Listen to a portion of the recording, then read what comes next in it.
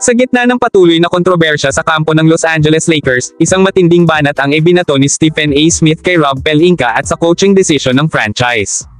Ayon mismo kay Stephen A., panahon na raw upang magising si Pelinka sa katotohanan, hindi raw ito simpleng eksperimento, at lalong hindi ito panahon para paglaruan ang kapalaran ng isang championship caliber team.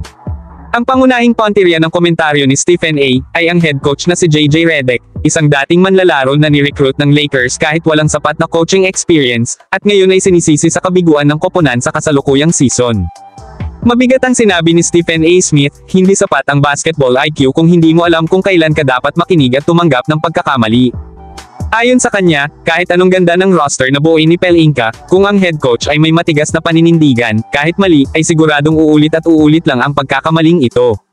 Pinonto rin niya na hindi sapat ang pagiging modern thinker kung wala namang flexibility at humility ang isang coach.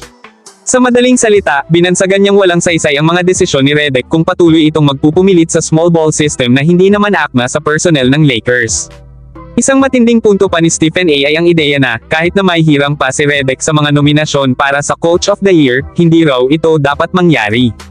Para sa kanya, hindi sapat ang ilang panalo o bigla ang pag-angat sa standings kung sa huli, ang kabuoang performance ng team ay babagsak dahil sa maling pagpipilit ng sistema. Wala raw pakinabang ang impressive start kung hindi kayang i-adapt ng isang coach ang kanyang sarili sa aktwal na pangangailangan ng laro. At dito malinaw ang kanyang pananaw, ang pagiging coach ay hindi lang tungkol sa playbook, kundi sa leadership, humility, at responsiveness sa reality ng game situation. Iminungkahi rin niya na mas makabubuting gawin munang assistant coach si Redick.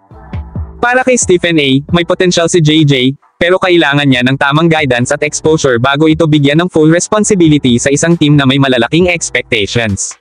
Mas mainam daw na kumuha muna ng isang veteranong coach, isang tunay na leader sa bench na kayang patatagin ang sistema at disiplinahin ang team.